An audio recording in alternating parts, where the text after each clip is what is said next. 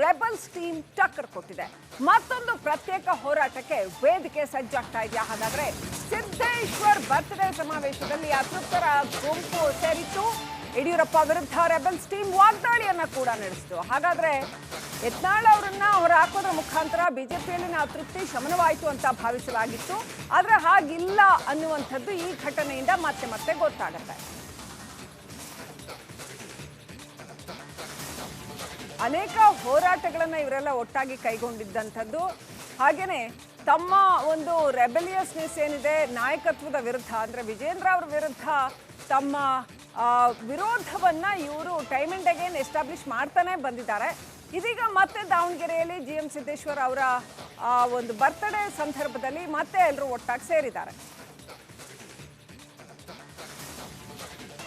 ಅರವಿಂದ ಲಿಂಬಾವಳಿ, ಸೋಮಣ್ಣ ಅವರು ಹೋಗಿದ್ದಾರೆ ಅನ್ನುವಂಥ ಸುದ್ದಿ ಇತ್ತು. ಹಾಗೇನೆ ಕುಮಾರ್ ಬಂಗಾರಪ್ಪ ಸೇರಿದಂತೆ ಸಾಕಷ್ಟು ಮಂದಿ ನಾಯಕರು ಸೇರಿದ್ರು. ನೋಡಿ, ಬಾಂಗ್ಲಾ ನುಸುಳುಕೋರರ ವಿರುದ್ಧ ಹೋರಾಟದಲ್ಲೂ ಕೂಡ ಇವರೆಲ್ಲ ಒಟ್ಟಿಗೆ ಇದ್ರು.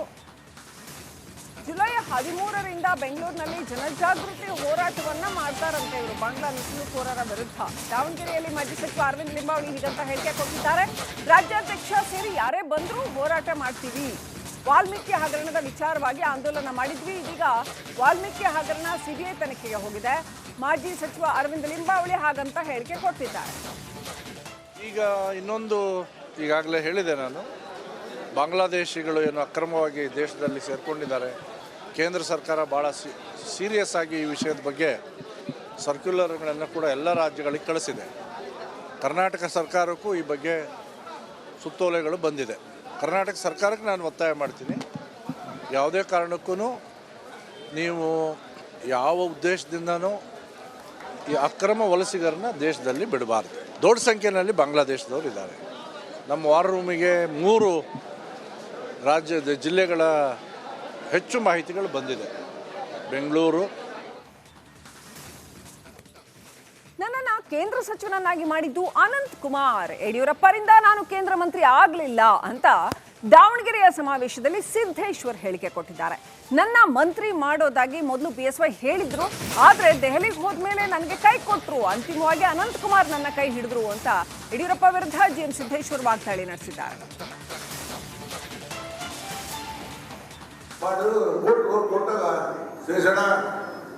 ಈಗ ಮಂತ್ರಿ ಆಗಲ್ಲಪ್ಪ, ಈಗ ಮಂತ್ರಿ ಸರಿ ಮಾಡ್ತೇನೆ, ಈ ಸರಿ ಕೈ ಬಿಟ್ಬಿಡೋದು. ನನಗೆ ಗಾಬರಿ ಆಗ್ತದೆ. ಎಲ್ಲರೂ ಹೇಳಿದ್ದೀನಿ, ನಾನು ಹೇಳ್ತೀನಿ, ಗುರುಗಳು ಹೇಳಿದ್ದೀನಿ, ಸಿದ್ದಿರೆ ಏನಪ್ಪ ಅಂತೇಳಿ. ಸರ್ ಅನಂತ್ ಕುಮಾರ್ ಹತ್ರಕ್ಕೆ ಬರ್ತೇನೆ ಅಂತೆ. ಹೋಗ್ಬಾ. ಅನಂತ್ ಕುಮಾರ್ ಹತ್ರಕ್ಕೆ ನಾನು 9:30 ಗಂಟೆಗೆ ಹೋದೆ. ಅವ್ರನ್ನ ಹೊರಗಡೆ ಹೋಯ್ತು. ಪ್ರಹ್ಲಾದ್ ಜೋಶಿ ಇದ್ರು. ಪ್ರಹ್ಲಾದ್ ಜೋಶಿ ನಾವಿಬ್ಬರು ಅಲ್ಲಿ ಅಡ್ಡಾಡ್ಕೊಂತ ಇದ್ವಿ. ಅವರು ಇರ್ಲಿ ಪ್ರಹ್ಲಾದ್ ಜೋಶಿ ಅವರು.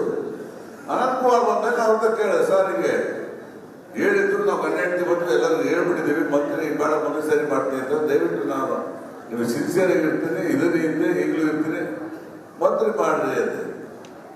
ಅವಾಗ ಅವರು ಭಾಳ ಒಂದು ಯೋಚನೆ ಮಾಡಿ ಊಟ ಮಾಡಿದಲ್ಲಿ ಆಯ್ತು ಬರ್ತೀನಿ, ಆಯ್ತು ನೋಡೋಣ ಅಂತ ಹೇಳಿ ಕಳಿಸಿದ್ರು. ನಾನು ಹೇಳ್ತೀನಿ ಮಾತಾಡ್ತೀನಿ ಅಂತ ಕಳಿಸಿದ್ರು. ನಾವು ಬಂದು ಆಯ್ತು ಹೇಳಿದ್ವಿ, ನಾನು ಮಂತ್ರಿ ಮಾಡಲ್ಲ, ಸುಮ್ಮನೆ ಡೂಪ್ ಆದಂಗಾತು, ಎಲ್ಲರಿಗೂ ಹೇಳಿದ್ದು ಏನಪ್ಪ ಕತೆ ಅಂತೇಳಿ ಮಲಿಗೆ ಹೇಳಿದ್ವಿ. ಬೆಳಗ್ಗೆ ಈ ಬಗ್ಗೆ ಇನ್ನಷ್ಟು ಮಾಹಿತಿ ಕೊಡೋದಕ್ಕೆ ನಮ್ಮ ಪ್ರತಿನಿಧಿ ವಿಠಲ್ ಲೈವ್ ಕನೆಕ್ಟ್ ಆಗಿದ್ದಾರೆ.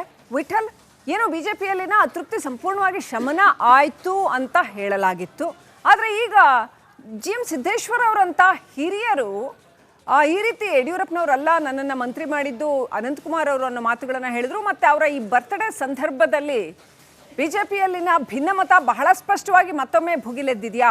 ಏನು ಡೀಟೇಲ್ಸ್ ಇದೆ?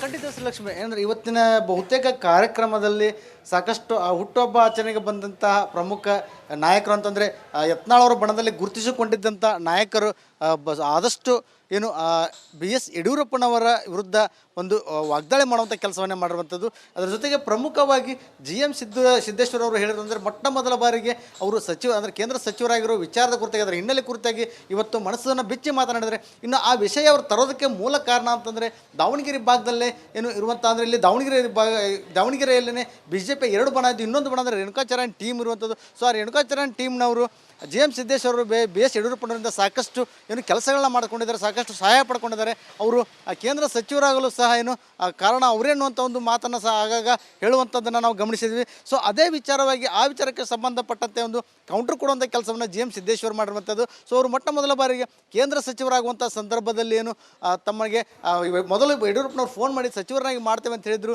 ನಾವು ಬೆಂಗಳೂರಿಗೆ ಕುಟುಂಬ ಸಮೇತ ಹೋದ್ಮೇಲೆ ಅಲ್ಲಿ ಆಗಲ್ಲ, ಇದೊಂದು ಸಾರಿ ಸುಮ್ಮನಿರು ಅಂತ ಹೇಳಿದರು. ಸೊ ಆಗ ನನಗೆ ಸಾಕಷ್ಟು ನೋವಾಯಿತು.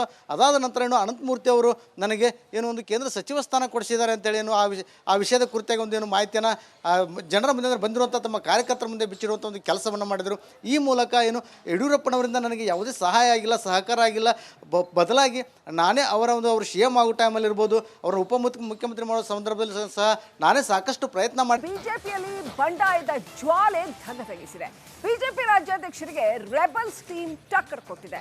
ಮತ್ತೊಂದು ಪ್ರತ್ಯೇಕ ಹೋರಾಟಕ್ಕೆ ವೇದಿಕೆ ಸಜ್ಜಾಗ್ತಾ ಇದೆಯಾ? ಹಾಗಾದ್ರೆ ಸಿದ್ದೇಶ್ವರ್ ಬರ್ತ್ಡೇ ಸಮಾವೇಶದಲ್ಲಿ ಅತೃಪ್ತರ ಗುಂಪು ಸೇರಿತ್ತು. ಯಡಿಯೂರಪ್ಪ ವಿರುದ್ಧ ರೆಬಲ್ಸ್ ಟೀಮ್ ವಾಗ್ದಾಳಿಯನ್ನ ಕೂಡ ನಡೆಸಿತು. ಹಾಗಾದ್ರೆ ಯತ್ನಾಳ್ ಅವರನ್ನ ಹೊರ ಹಾಕೋದ್ರ ಮುಖಾಂತರ ಬಿಜೆಪಿಯಲ್ಲಿನ ಅತೃಪ್ತಿ ಶಮನವಾಯಿತು ಅಂತ ಭಾವಿಸಲಾಗಿತ್ತು. ಆದ್ರೆ ಹಾಗಿಲ್ಲ ಅನ್ನುವಂಥದ್ದು ಈ ಘಟನೆಯಿಂದ ಮತ್ತೆ ಗೊತ್ತಾಗುತ್ತೆ. ಅನೇಕ ಹೋರಾಟಗಳನ್ನ ಇವರೆಲ್ಲ ಒಟ್ಟಾಗಿ ಕೈಗೊಂಡಿದ್ದಂಥದ್ದು. ಹಾಗೇನೆ ತಮ್ಮ ಒಂದು ರೆಬೆಲಿಯಸ್ನೆಸ್ ಏನಿದೆ ನಾಯಕತ್ವದ ವಿರುದ್ಧ, ಅಂದ್ರೆ ವಿಜೇಂದ್ರ ಅವರ ವಿರುದ್ಧ ತಮ್ಮ ವಿರೋಧವನ್ನ ಇವರು ಟೈಮ್ ಅಂಡ್ ಅಗೇನ್ ಎಸ್ಟಾಬ್ಲಿಷ್ ಮಾಡ್ತಾನೆ ಬಂದಿದ್ದಾರೆ. ಇದೀಗ ಮತ್ತೆ ದಾವಣಗೆರೆಯಲ್ಲಿ GM ಸಿದ್ದೇಶ್ವರ್ ಅವರ ಒಂದು ಬರ್ತ್ಡೇ ಸಂದರ್ಭದಲ್ಲಿ ಮತ್ತೆ ಎಲ್ಲರೂ ಒಟ್ಟಾಗಿ ಸೇರಿದ್ದಾರೆ. ಅರವಿಂದ ಲಿಂಬಾವಳಿ, ಸೋಮಣ್ಣ ಅವರು ಹೋಗಿದ್ದಾರೆ ಅನ್ನುವಂಥ ಸುದ್ದಿ ಇತ್ತು. ಹಾಗೇನೆ ಕುಮಾರ್ ಬಂಗಾರಪ್ಪ ಸೇರಿದಂತೆ ಸಾಕಷ್ಟು ಮಂದಿ ನಾಯಕರು ಸೇರಿದ್ರು. ನೋಡಿ, ಬಾಂಗ್ಲಾ ನುಸುಳುಕೋರರ ವಿರುದ್ಧ ಹೋರಾಟದಲ್ಲೂ ಕೂಡ ಇವರೆಲ್ಲ ಒಟ್ಟಿಗೆ ಇದ್ರು. ಜುಲೈ 13ರಿಂದ ಬೆಂಗಳೂರಿನಲ್ಲಿ ಜನಜಾಗೃತಿ ಹೋರಾಟವನ್ನ ಮಾಡ್ತಾರಂತೆ ಇವರು ಬಾಂಗ್ಲಾ ನುಸುಳುಕೋರರ ವಿರುದ್ಧ. ದಾವಣಗೆರೆಯಲ್ಲಿ ಮಾಜಿ ಸಚಿವ ಅರವಿಂದ ಲಿಂಬಾವಳಿ ಹೀಗಂತ ಹೇಳಿಕೆ ಕೊಟ್ಟಿದ್ದಾರೆ. ರಾಜ್ಯಾಧ್ಯಕ್ಷ ಸೇರಿ ಯಾರೇ ಬಂದರೂ ಹೋರಾಟ ಮಾಡ್ತೀವಿ. ವಾಲ್ಮೀಕಿ ಹಗರಣದ ವಿಚಾರವಾಗಿ ಆಂದೋಲನ ಮಾಡಿದ್ವಿ. ಇದೀಗ ವಾಲ್ಮೀಕಿ ಹಗರಣ CBI ತನಿಖೆಗೆ ಹೋಗಿದೆ. ಮಾಜಿ ಸಚಿವ ಅರವಿಂದ ಲಿಂಬಾವಳಿ ಹಾಗಂತ ಹೇಳಿಕೆ ಕೊಟ್ಟಿದ್ದಾರೆ. ಈಗ ಇನ್ನೊಂದು ಈಗಾಗಲೇ ಹೇಳಿದೆ ನಾನು, ಬಾಂಗ್ಲಾದೇಶಿಗಳು ಏನು ಅಕ್ರಮವಾಗಿ ದೇಶದಲ್ಲಿ ಸೇರಿಕೊಂಡಿದ್ದಾರೆ. ಕೇಂದ್ರ ಸರ್ಕಾರ ಭಾಳ ಸೀರಿಯಸ್ ಆಗಿ ಈ ವಿಷಯದ ಬಗ್ಗೆ ಸರ್ಕ್ಯುಲರ್ಗಳನ್ನು ಕೂಡ ಎಲ್ಲ ರಾಜ್ಯಗಳಿಗೆ ಕಳಿಸಿದೆ. ಕರ್ನಾಟಕ ಸರ್ಕಾರಕ್ಕೂ ಈ ಬಗ್ಗೆ ಸುತ್ತೋಲೆಗಳು ಬಂದಿದೆ. ಕರ್ನಾಟಕ ಸರ್ಕಾರಕ್ಕೆ ನಾನು ಒತ್ತಾಯ ಮಾಡ್ತೀನಿ, ಯಾವುದೇ ಕಾರಣಕ್ಕೂ ನೀವು ಯಾವ ಉದ್ದೇಶದಿಂದನೂ ಈ ಅಕ್ರಮ ವಲಸಿಗರನ್ನ ದೇಶದಲ್ಲಿ ಬಿಡಬಾರ್ದು. ದೊಡ್ಡ ಸಂಖ್ಯೆಯಲ್ಲಿ ಬಾಂಗ್ಲಾದೇಶದವರು ಇದ್ದಾರೆ. ನಮ್ಮ ವಾರ್ ರೂಮಿಗೆ 3 ರಾಜ್ಯದ ಜಿಲ್ಲೆಗಳ ಹೆಚ್ಚು ಮಾಹಿತಿಗಳು ಬಂದಿದೆ. ಬೆಂಗಳೂರು, ನನ್ನನ್ನು ಕೇಂದ್ರ ಸಚಿವನನ್ನಾಗಿ ಮಾಡಿದ್ದು ಅನಂತ್ ಕುಮಾರ್, ಯಡಿಯೂರಪ್ಪರಿಂದ ನಾನು ಕೇಂದ್ರ ಮಂತ್ರಿ ಆಗಲಿಲ್ಲ ಅಂತ ದಾವಣಗೆರೆಯ ಸಮಾವೇಶದಲ್ಲಿ ಸಿದ್ದೇಶ್ವರ್ ಹೇಳಿಕೆ ಕೊಟ್ಟಿದ್ದಾರೆ. ನನ್ನ ಮಂತ್ರಿ ಮಾಡೋದಾಗಿ ಮೊದಲು BSY ಹೇಳಿದ್ರು, ಆದರೆ ದೆಹಲಿಗೆ ಹೋದ್ಮೇಲೆ ನನಗೆ ಕೈ ಕೊಟ್ಟರು. ಅಂತಿಮವಾಗಿ ಅನಂತ್ ಕುಮಾರ್ ನನ್ನ ಕೈ ಹಿಡಿದ್ರು ಅಂತ ಯಡಿಯೂರಪ್ಪ ವಿರುದ್ಧ GM ಸಿದ್ದೇಶ್ವರ್ ವಾಗ್ದಾಳಿ ನಡೆಸಿದ್ದಾರೆ. ಕೊಟ್ಟಾಗ ಶೇಷಣ ಈಗ ಮಂತ್ರಿ ಆಗಲ್ಲಪ್ಪ, ಈಗ ಮಂತ್ರಿ ಸರಿ ಮಾಡ್ತೇನೆ, ಈ ಸರಿ ಕೈ ಬಿಟ್ಬಿಡೋದು. ನನಗೆ ಗಾಬರಿ ಆಗ್ತದೆ. ಎಲ್ಲರೂ ಹೇಳಿದ್ದೀನಿ, ನಾನು ಹೇಳ್ತಿ ಕರ್ಕೊಂಡ್ಬಂದಿನಿ, ಗುರುಗಳು ಹೇಳಿದ್ದೀನಿ, ಸಿಂದಿರೆ ಏನಪ್ಪ ಅಂತೇಳಿ. ಸರ್ ಅನಂತ್ ಕುಮಾರ್ ಹತ್ರಕ್ಕೆ ಬರ್ತೇನೆ ಅಂದೆ. ಹೋಗ್ಬಾ. ಅನಂತ್ ಕುಮಾರ್ ಹತ್ರಕ್ಕೆ ನಾನು 9:30 ಗಂಟೆಗೆ ಹೋದೆ. ಅವ್ರನ್ನ ಹೊರಗಡೆ ಹೋಯ್ತು. ಪ್ರಹ್ಲಾದ್ ಜೋಶಿ ಇದ್ರು. ಪ್ರಹ್ಲಾದ್ ಜೋಶಿ ನಾವಿಬ್ಬರು ಅಲ್ಲಿ ಅಡ್ಡಾಡ್ಕೊಂತ ಇದ್ವಿ. ಅವರು ಇರ್ಲಿ ಪ್ರಹ್ಲಾದ್ ಜೋಶಿ ಅವರು. ಅನಂತ್ ಕುಮಾರ್ ಬಂದಾಗ ಅವ್ರನ್ನ ಕೇಳಿದೆ, ಸರ್ ಹಿಂಗೆ ಹೇಳಿದ್ರು, ನಾವು ಗಂಡ ಬಂದು ಎಲ್ಲರೂ ಹೇಳ್ಬಿಟ್ಟಿದ್ದೀವಿ, ಮಂತ್ರಿ ಬೇಡ ಮಂತ್ರಿ ಸರಿ ಮಾಡ್ತೀನಿ ಅಂತ. ದಯವಿಟ್ಟು ನಾನು ನೀವು ಸಿನ್ಸಿಯರ್ ಆಗಿರ್ತೀನಿ, ಇದನ್ನೇ ಇದ್ದೆ ಈಗಲೂ ಇರ್ತೀನಿ, ಮಂತ್ರಿ ಮಾಡ್ರಿ ಅಂತ. ಅವಾಗ ಅವರು ಭಾಳ ಒಂದು ಯೋಚನೆ ಮಾಡಿ ಊಟ ಮಾಡಿದಲ್ಲಿ ಆಯ್ತು ಬರ್ತಿದ್ದಾಗ ಆಯ್ತು ನೋಡೋಣ ಅಂತ ಹೇಳಿ ಕಳಿಸಿದ್ರು. ನಾನು ಹೇಳ್ತೀನಿ ಮಾತಾಡ್ತೀನಿ ಅಂತ ಕಳಿಸಿದ್ರು. ನಾವು ಬಂದು ಆಯ್ತು ಹೇಳಿದ್ವಿ, ನಾನು ಮಂತ್ರಿ ಮಾಡಲ್ಲ, ಸುಮ್ಮನೆ ಡೂಪಾದಂಗಾತು, ಎಲ್ಲರಿಗೂ ಹೇಳಿದ್ದು ಏನಪ್ಪ ಕತೆ ಅಂತೇಳಿ ಮಲಿಗೆ ಹೇಳಿದ್ವಿ. ಬೆಳಗ್ಗೆ ಈ ಬಗ್ಗೆ ಇನ್ನಷ್ಟು ಮಾಹಿತಿ ಕೊಡೋದಕ್ಕೆ ನಮ್ಮ ಪ್ರತಿನಿಧಿ ವಿಠಲ್ ಲೈವ್ ಕನೆಕ್ಟ್ ಆಗಿದ್ದಾರೆ. ವಿಠಲ್, ಏನು ಬಿಜೆಪಿಯಲ್ಲಿನ ಅತೃಪ್ತಿ ಸಂಪೂರ್ಣವಾಗಿ ಶಮನ ಆಯಿತು ಅಂತ ಹೇಳಲಾಗಿತ್ತು, ಆದರೆ ಈಗ GM ಸಿದ್ದೇಶ್ವರ್ ಅವರಂತ ಹಿರಿಯರು ಈ ರೀತಿ ಯಡಿಯೂರಪ್ಪನವರಲ್ಲ ನನ್ನನ್ನು ಮಂತ್ರಿ ಮಾಡಿದ್ದು ಅನಂತಕುಮಾರ್ ಅವರು ಅನ್ನೋ ಮಾತುಗಳನ್ನು ಹೇಳಿದ್ರು. ಮತ್ತು ಅವರ ಈ ಬರ್ತ್ಡೇ ಸಂದರ್ಭದಲ್ಲಿ ಬಿಜೆಪಿಯಲ್ಲಿನ ಭಿನ್ನಮತ ಬಹಳ ಸ್ಪಷ್ಟವಾಗಿ ಮತ್ತೊಮ್ಮೆ ಭುಗಿಲೆದ್ದಿದೆಯಾ? ಏನು ಡೀಟೇಲ್ಸ್ ಇದೆ?